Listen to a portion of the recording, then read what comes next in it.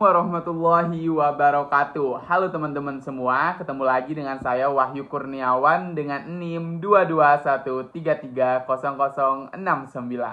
Di mata kuliah penulisan berita dan artikel ini, sekarang saya akan membahas mengenai teknik menulis opini feature di media massa. Teman-teman sekalian, bahwasanya materi ini materi yang disampaikan oleh dosen saya Pak Adi mengenai materi opini dan feature ini, bahwasanya ada beberapa perbedaan yang mencolok mengenai opini dan feature ini, teman-teman.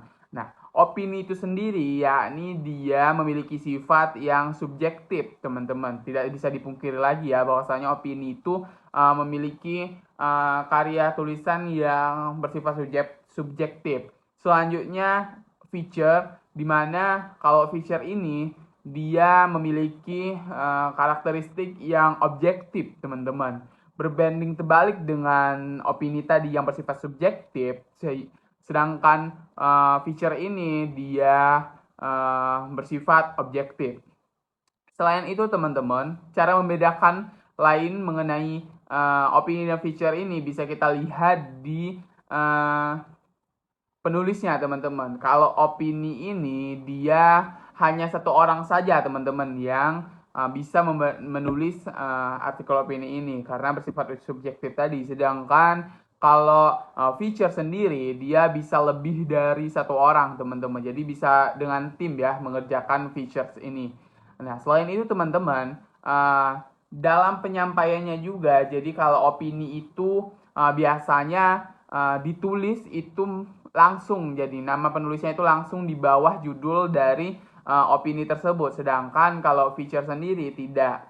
Nah, jadi teman-teman, mungkin itu selintasan saja ya mengenai pembahasan opini dan feature.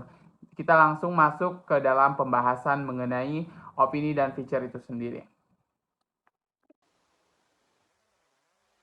Di sini langsung saja ya kita masuk dalam pembahasan. Yang pertama yakni saya akan membahas mengenai opini terlebih dahulu. Opini itu adalah jenis tulisan yang berisikan gagasan, kritik ataupun ulasan terhadap persoalan-persoalan yang berkembang di kalangan masyarakat. Jadi contohnya seperti apa, teman-teman? Contohnya opini mengenai Menteri Pendidikan Republik Indonesia yang mengubah seragam dari SD sampai SMA, dan di situ kita bisa memberikan opini kita mengenai berita tersebut ataupun informasi yang kita dapatkan melalui media-media online. Nah, selain itu dalam opini sendiri kita ada teknik yang dimana teknik dalam menulis artikel opini ini. Yang pertama yakni jika ada masalah yang akan ditulis, masalah dapat diperoleh dari searching di internet, membaca buku ataupun pengalaman pribadi. Nah, contohnya yang sudah saya sampaikan tadi ya, teman-teman, mengenai Menteri Pendidikan yang mengubah seragam anak-anak sekolah, dan di situ kita bisa memberikan opini kita, yang dimana opini tersebut informasi tersebut kita dapatkan dari searching ataupun kita membaca dari internet atau media-media online. Selanjutnya yakni melengkapi masalah dengan bahan pustaka. Jadi tidak serta-merta opini tersebut dari tulisan yang dimana kita tuh tanpa kajian pustaka terlebih dahulu. Jadi kita menggunakan bahasa-bahasa yang baku, bahasa-bahasa yang sesuai dengan kaidah-kaidahnya. Yang ketiga yakni bagi penulis pemula yang belum punya pengalaman mengenai menulis opini ini, kita bisa diskusikan masalah-masalah itu dengan teman ataupun dengan orang-orang yang sudah berpengalaman dalam menulis opini. Selanjutnya, aktualitas dari opini sendiri bisa berkaitan dengan kejadian yang ada di tengah-tengah masyarakat, seperti wabah corona yang kemarin, ataupun unjuk rasa, kenaikan gaji dari buruh, seperti itu, teman-teman. Selanjutnya, aktualisasi juga berkaitan dengan hari besar nasional dan juga internasional, misalnya hari RA Kartini yang baru-baru sekarang ini, kayak gitu, teman-teman.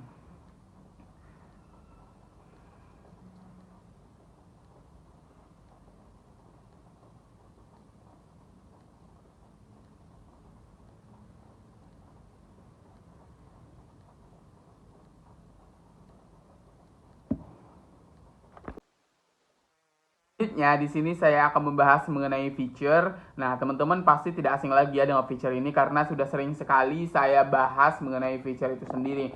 Nah, feature ini yakni adalah sebuah karangan kreatif yang biasanya itu dirancang untuk memberikan informasi sambil menghibur tentang suatu kejadian, situasi ataupun kehidupan sehari-hari gitu teman-teman. Dalam istilah surat kabar sendiri, feature ini bisa dikategorikan sebagai berita ringan atau soft news.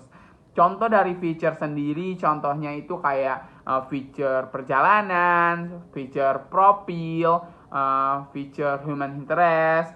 Nah, contohnya itu kayak judulnya The Naked Travel dari Trinity kayak gitu teman-teman ya. Nah, selanjutnya dari penulisan pembahasan penulisan artikel opini dan juga artikel feature ini, kita bisa menulis artikel di mana artikel sendiri itu ada beberapa jenisnya gitu teman-teman. Jadi ada banyak sekali jenis dari artikel ini yang dimana sudah dibahas oleh kelompok sebelumnya, oleh kelompok 5 mengenai jenis artikel ini. Yang dimana pertama ini artikel pengetahuan populer, yang dimana artikel yang dapat dibaca oleh siapa saja, menarik dan juga mudah dimengerti. Misalnya itu artikel temuan penelitian gitu ataupun potret-potret pendidikan gitu teman-teman. Selanjutnya yang kedua yakni artikel penuntun praktis, yang dimana artikel ini yang memberikan petunjuk teman-teman. Nah, misalnya itu kayak merawat keantikan, kiat sukses untuk mengelola keuangan ataupun sebagainya gitu teman-teman. Yang ketiga yakni jenis artikel politik. Nah, jenis artikel politik ini itu biasanya artikel ini menyoroti persoalan-persoalan politik ataupun pemerintahan gitu teman-teman. Misalnya kayak permasalahan politik kemarin mengenai KPU ataupun hasil sidang MK gitu teman-teman. Yang keempat yakni artikel olahraga. Nah, artikel olahraga ini biasanya paling banyak disukai oleh orang teman-teman karena penulis dapat menyoroti praktik olahraga mereka gitu, prestasi-prestasi dari atlet-atlet yang mereka tulis dari artikel itu ataupun gosip-gosip dari atlet itu sendiri gitu teman-teman. Selanjutnya yang kelima itu artikel kebudayaan, yang dimana artikel ini biasanya untuk sastrawan gitu, kayak untuk seniman ataupun untuk penulis-penulis yang ingin memaparkan persepsi mereka terhadap peristiwa yang berkaitan dengan budaya gitu teman-teman. Nah, selain itu dalam menulis artikel ini biasanya ada resensi gitu teman-teman, yang dimana kayak penilaian buku, ulasan buku, timbangan buku, pembahasan, penilaian dan rekomendasi buku yang sudah diterbitkan gitu.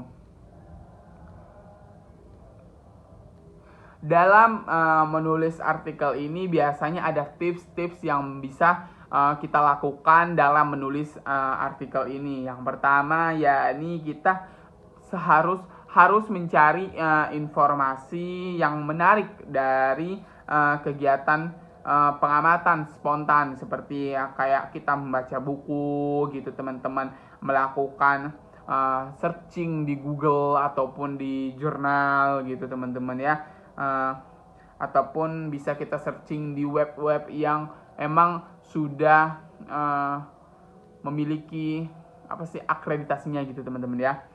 Selanjutnya tulis apapun yang teman-teman merasa itu menarik, baik itu dari tempat ibadah, dari yang teman-teman baca, dari teman-teman lihat gitu ya teman-teman ya. Selanjutnya setelah punya data menarik gitu, teman-teman bisa menulis draft terlebih dahulu gitu teman-teman. Jadi kayak kita menyusun draftnya terlebih dahulu, habis itu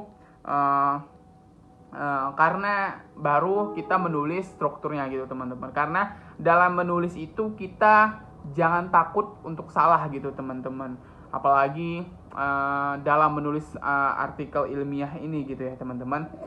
Selanjutnya yakni setelah drive selesai, lakukan revisi. Nah gitu, lakukan revisi dari draft itu, baru kita baik itu dari kalimat, isi ataupun paragraf ataupun sebagainya gitu ya teman-teman. Selanjutnya kalau sudah direvisi sama kita gitu, baru bisa kita kirim ke media. Nah teman-teman ingat ya, dalam menulis artikel opini ataupun artikel feature, alangkah baiknya kita jangan mengada-ngada gitu dalam menulis, karena dalam hal menulis ini, apalagi dalam artikel baik itu ilmiah ataupun sebagainya, itu pasti diperlukan ataupun dibutuhkan pertanggungjawaban kita gitu teman-teman dalam hasil tulisan kita. Apalagi salah satu UKM saya yang saya masuki punya prinsip di mana dalam kita menulis itu boleh salah tidak boleh bohong. Jadi apapun yang kita lakukan gitu, apapun yang kita tulis, alangkah lebih baiknya kita mencantumkan referensi, kita mencantumkan sumber dari kutipan-kutipan yang kita kutip dari penulis-penulis yang emang kita kutip tulisan mereka gitu ya teman-teman. Mungkin itu saja ya pembahasan singkat saya mengenai artikel opini dan juga artikel feature ini sendiri gitu teman-teman. Kita ketemu lagi di video-video selanjutnya. Saya Wahyu Kurniawan pamit undur diri. Wassalamualaikum warahmatullahi wabarakatuh. Sampai jumpa di video-video selanjutnya. Bye-bye.